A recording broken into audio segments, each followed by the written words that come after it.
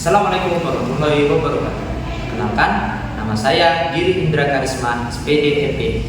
Saya merupakan dosen di program studi pendidikan Bahasa dan Sastra Indonesia, Fakultas Perguruan dan Ilmu Pendidikan Universitas Timur. Ilmu yang menjadi keahlian saya yaitu di bidang pengajaran Bahasa dan Sastra Indonesia.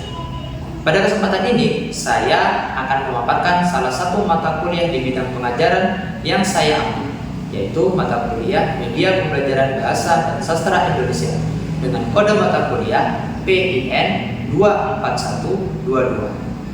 Mata kuliah tersebut merupakan mata kuliah wajib yang diajarkan di semester 4 dengan beban pengajaran sebanyak 2 SKS.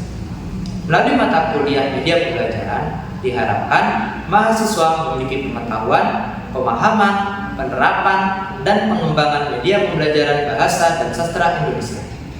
Mata kuliah ini membahas tentang konsep, fungsi, manfaat, jenis-jenis, dan prinsip pemilihan media pembelajaran. Selain itu, mahasiswa juga ditugaskan untuk mengamati penggunaan media pembelajaran di sekolah. Hasil dari pengamatan tersebut kemudian dilaporkan dan dijadikan dasar untuk merancang media pembelajaran bahasa dan sastra Indonesia melalui tahapan perancangan, pembuatan, hingga penilaian. CPN dari mata kuliah ini yakni yang pertama dari ranah sikap, menunjukkan sikap bertanggung jawab atas pekerjaan di bidang keahliannya secara mandiri. Yang kedua dari ranah pengetahuan, menguasai konsep dasar kebahasaan dan kesastraan Indonesia, keterampilan berbahasa dan kesastraan Indonesia, pembelajaran keterampilan berbahasa dan kesastraan Indonesia, serta penelitian pembelajaran keterampilan berbahasa dan sastra Indonesia. Untuk ranah keterampilan umum, mampu menerapkan pemikiran logis, kritis, sistematis, dan inovatif dalam konteks pengembangan atau implementasi ilmu pengetahuan dan teknologi yang memperhatikan dan menerapkan nilai humaniora yang sesuai dengan bidang keahliannya. Untuk keterampilan khusus, mampu menghasilkan layanan jasa dan produk kreatif dalam bidang bahasa dan sastra Indonesia serta pembelajarannya. Dari CPN tersebut, kemudian dirumuskan CPMK yang terdiri dari yang pertama, mahasiswa mampu menjelaskan konsep media pembelajaran. Kedua, mampu menjelaskan fungsi dan manfaat media pembelajaran. Yang ketiga, mampu mengidentifikasi jenis media pembelajaran. Yang keempat, mampu menjelaskan prinsip pemilihan media pembelajaran bahasa Indonesia. Yang kelima, mampu mengamati dan melaporkan penggunaan media pembelajaran Indonesia. Yang keenam, mampu merancang atau mendesain media pembelajaran bahasa Indonesia. Yang ketujuh, mampu menyusun media pembelajaran bahasa Indonesia. Dan yang kedelapan, mampu mengevaluasi dan merevisi media pembelajaran bahasa Indonesia. Metode yang digunakan dalam perkuliahan media pembelajaran bahasa dan sastra Indonesia yakni yang pertama ceramah, kedua diskusi, ketiga tanya jawab, discovery learning, dan terakhir project based learning. Adapun penilaian terdiri dari yang pertama tugas dengan bobot sebesar 15%, kuis 10%, partisipasi dan kepribadian 15%, UTS 30%, dan UAS 30%. Demikian pemaparan singkat tentang mata kuliah Media Pembelajaran Bahasa dan Sastra Indonesia. Selanjutnya, saya akan menunjukkan video pembelajarannya dengan materi merancang atau mendesain media pembelajaran bahasa dan sastra Indonesia. Terima kasih. Assalamualaikum warahmatullahi wabarakatuh. Gimana kabarnya? Baik. Alhamdulillah. Baik, sebelum mulai, marilah kita berdoa menurut agama dan keyakinan masing-masing. Berdoa dimulai. Doa selesai. Baik, pada pertemuan kita kali ini kita akan membahas salah satu topik yaitu tentang pengembangan media pembelajaran bahasa dan sastra Indonesia. Sebelum itu kita bahas dulu apa itu pengembangan media pembelajaran. Mungkin dari kalian sering mendengar kata pengembangan, mengembangkan, dan seterusnya, ya kan? Nah, di sini istilah pengembangan juga digunakan dalam media pembelajaran. Pengertiannya adalah pengembangan media pembelajaran itu strategi dan proses yang dilakukan untuk menciptakan, memperbaiki atau meningkatkan kualitas maupun kuantitas media pembelajaran. Jadi ada 3 nih: membuat, memperbaiki, atau meningkatkan. Seperti itu. Itu namanya pengembangan media pembelajaran. Ilustrasinya sama seperti ketika kalian punya usaha mau dikembangkan, ya kan? Namanya mengembangkan usaha itu biasanya ada hal yang dilakukan. Misalnya, kalau usaha kios, kalian bisa dengan cara menciptakan. Kalau belum pernah punya kios, menciptakan kios. Berarti itu mengembangkan kios. Bisa juga memperbaiki. Misalnya kiosnya kalian sudah mau rubuh misalnya. Nah, diperbaiki. Atau bisa juga meningkatkan. Yang awalnya kiosnya kecil, barangnya masih sedikit, ditingkatkan menjadi besar. Itu namanya pengembangan. Media pembelajaran juga seperti itu. Bisa menciptakan hal baru, memperbaiki, atau meningkatkan kualitas maupun kuantitasnya.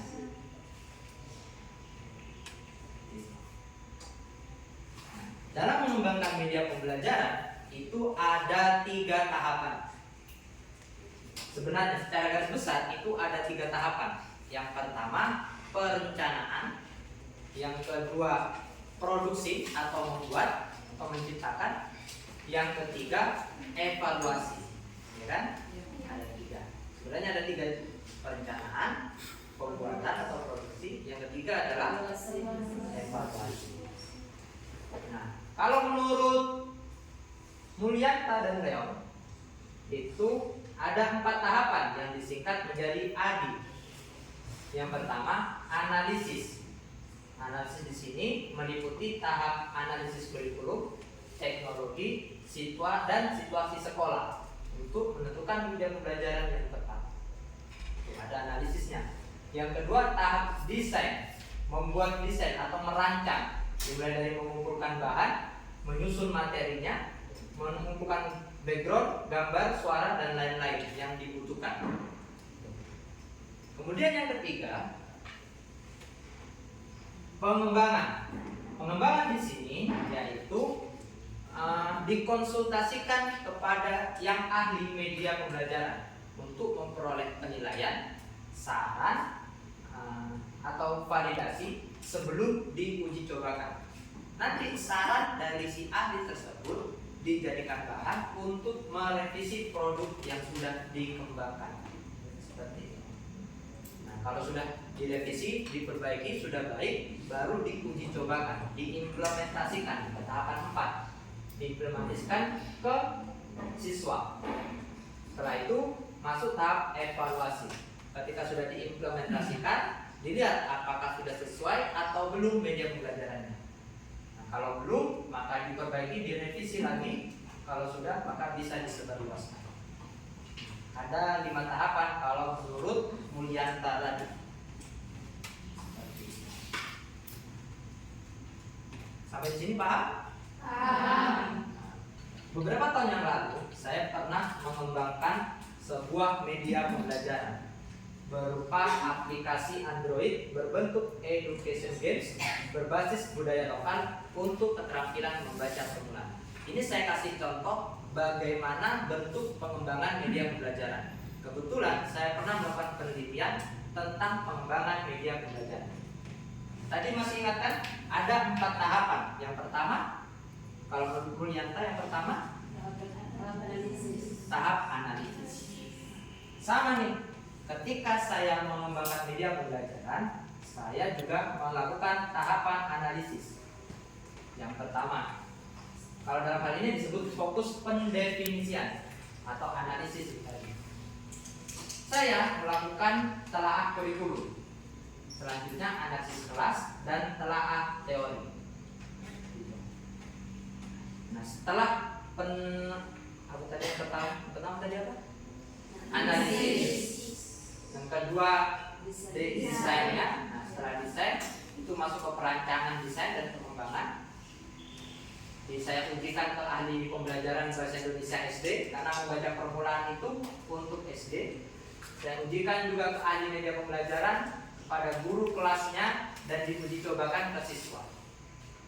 Nah, itu masuk ke setelah desain D-nya. Yang ketiga, pengembangannya. Ini aplikasi yang saya buat. Aplikasi membaca permulaan. Jadi nanti kalau kalian sudah punya anak yang mau belajar membaca, bisa pakai aplikasi yang sudah saya buat. Jadi di dalam di sini ada membaca 1 suku kata, 2 suku kata, membaca 3 suku kata, dan 4 suku kata. Di sini juga saya tampilkan gambar karena berbasis budaya lokal, maka harus ada budaya lokal yang ditampilkan dalam media ini. Ini saya tampilkan demo. Ini ciri khas NTT sekali ini demo. Penuh dengan warna-warni. Kemudian nona. Nah, ini gambar nona pakai pakaian adat. Kemudian madu yang merupakan ciri khas NTT juga. Seperti itu. Lopo saya juga saya tampilkan di sini.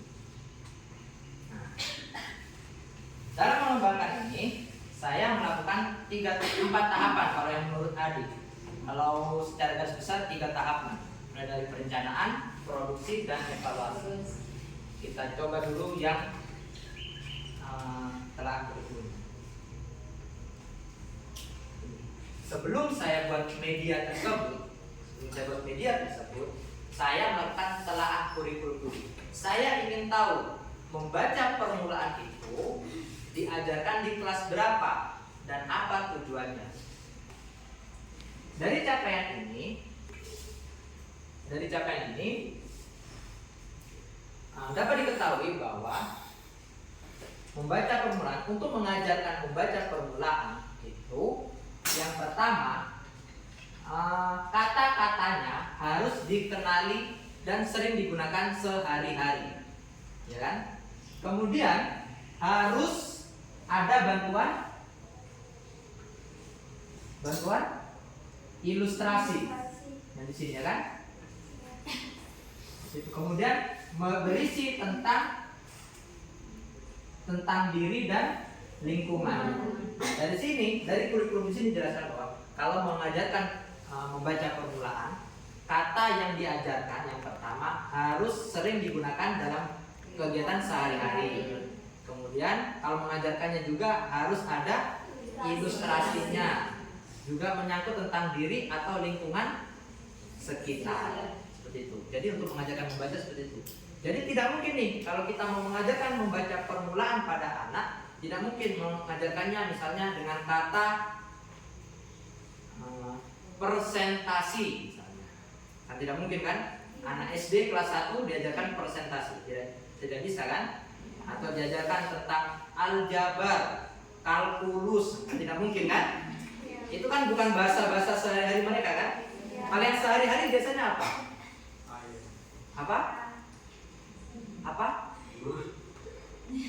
Apa biasanya? Kata-kata sehari-hari. Mama, terus buku, makan, kata-kata yang sehari-hari seperti itu kan? Itu yang perlu diajarkan. Nah, dari kurikulum ini maka saya menentukan materi-materi apa yang akan diajarkan. Itu telah kurikulumnya. Selanjutnya telaah kelas. Nah, saya mau mengembangkan media berupa aplikasi Android waktu itu, ya kan? Yang untuk anak kelas 1 SD.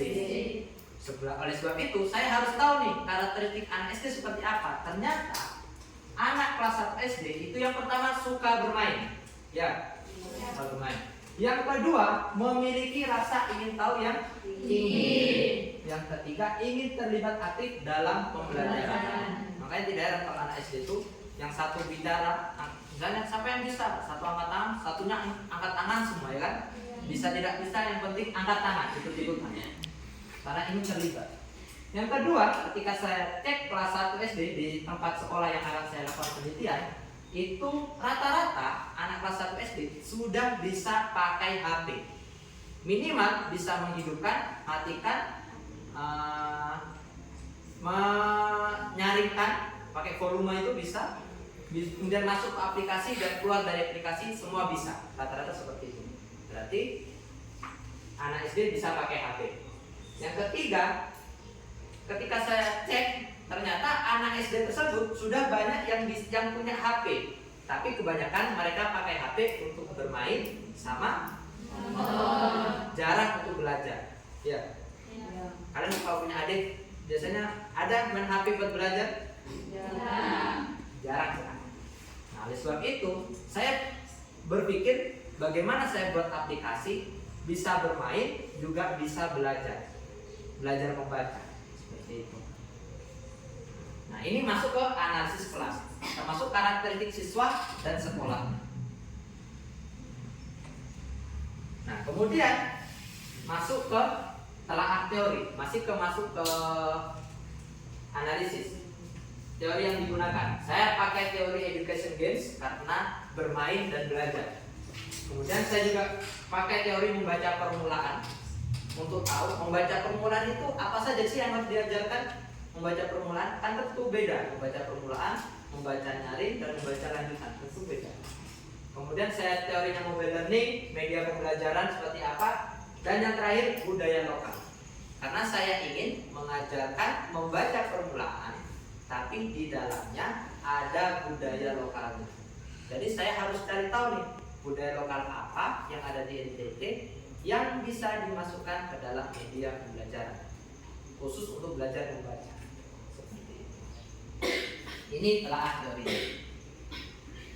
Setelah saya melakukan semuanya, telaah analisis tersebut dari kurikulum, kelas, dan teori, didapatlah spesifikasi produk seperti ini. Yang pertama, media pembelajarannya diterapkan atau diaplikasikan dalam bentuk aplikasi yang diputar lewat smartphone atau HP berbasis Android. Digunakan untuk belajar membaca permulaan, kemudian sesuaikan dengan kurikulum Merdeka. Isinya berbentuk education games, belajar dan bermain. Bermainnya dalam hal melengkapi suku kata, mencari suku kata, melengkapi kata, dan mencocokkan kata dengan gambar. Yang terakhir, menampilkan beberapa contoh kebudayaan NTT. Ini spesifikasi produk berdasarkan hasil analisis tadi. Kemudian saya tuliskan rincian produk yang akan saya buat, kira-kira seperti ini. Sampai di sini paham? Paham. Ya, jadi dalam mengembangkan media pembelajaran harus ada analisisnya, analisis kurikulum, analisis kelas, sama analisis teori. Biar nanti media yang dibuat itu ada dasarnya, ada landasannya. Sama ketika buat rumah, ada analisisnya dulu, analisis tukangnya, dilihat seberapa ahli tukangnya, dilihat juga bahan-bahannya, ya kan? Dilihat juga, mungkin juga dilihat keabsahan tanah yang mau dibuat rumahnya, ya kan? Jangan sampai kalian mau bangun rumah, ternyata tanah yang dipakai tanahnya pemerintah. Nah, baru sampai genteng harus dibongkar karena digusur. Maka harus ada analisisnya. Kalau semua analisis sudah dilakukan, sudah mantap, baru dibuat desain rumahnya. Nah, kalau ini baru ditentukan desain medianya, spesifikasi medianya. Seperti itu. Ini sama dengan yang ada di dalam HP. Contoh, bermain melengkapi suku kata misalnya. Jangan gampang saja. Mencocokkan gambar. Gambar apakah ini? Gambar apa?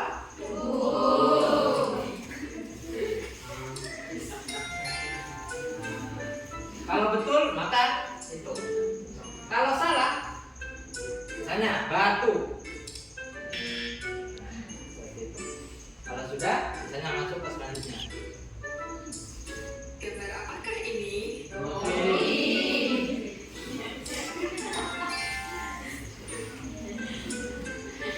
Ini permainannya, mencocokkan gambar dengan kata.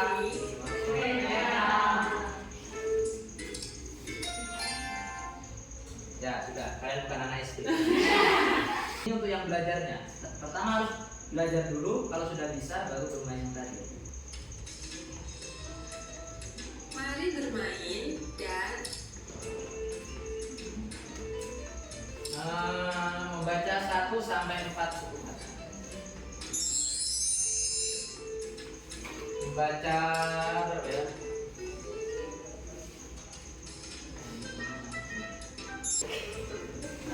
ini budaya lokal yang saya masukkan. Ini ada bemo, kemudian ada alat musik, moko. Ini bemo.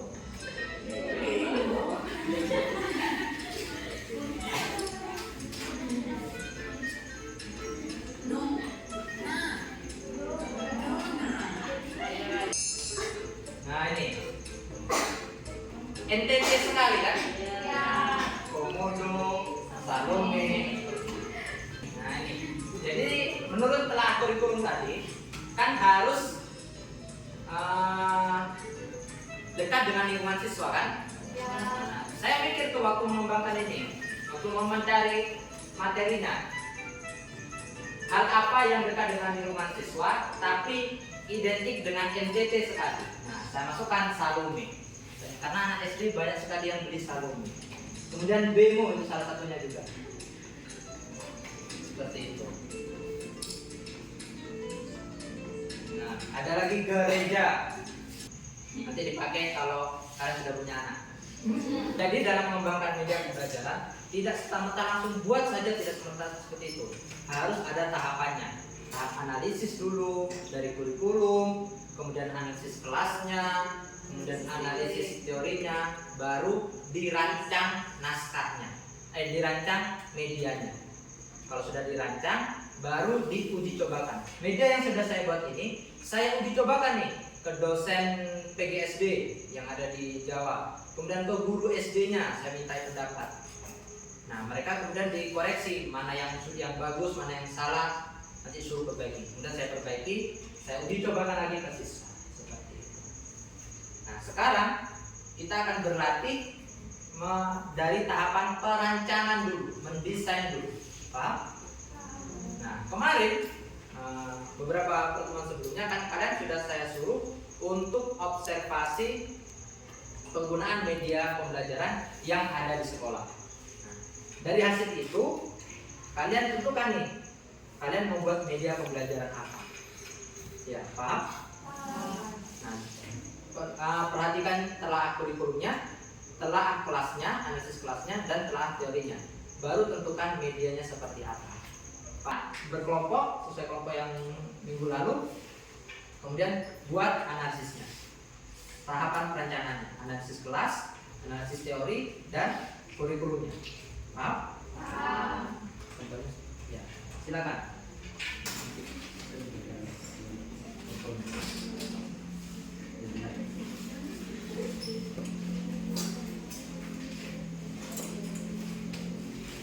Dan buat medianya apa?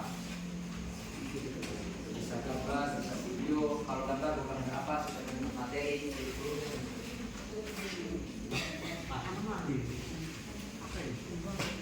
Ini yang tiga, yang dua mana kelompoknya?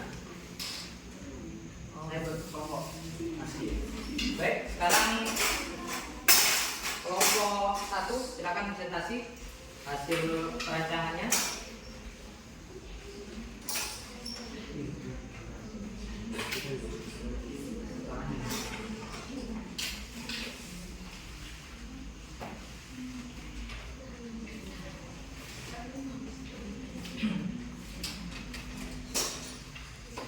Nanti ketika kelompok 1 presentasi, bagi kalian boleh memberikan masukan terkait rancangan media yang sudah dibuat.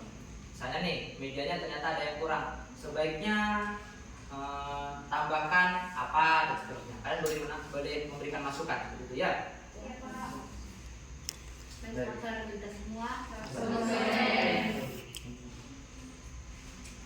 Terima kasih untuk kesempatan yang diberikan kepada kami kelompok 1 untuk mempresentasikan hasil diskusi kami dengan materi pengembangan media pembelajaran poster untuk siswa SMP kelas 8. Berarti materinya poster ya? Ya. Yang pertama di sini analisis kurikulum. A. Capaian pembelajaran HCD untuk kelas 7, kelas 8, dan kelas 9 SMP MTS atau program APMD. Bagian yang kedua adalah tujuan pembelajaran. Tujuan pembelajaran dari pengembangan media pembelajaran poster untuk siswa SMP kelas 8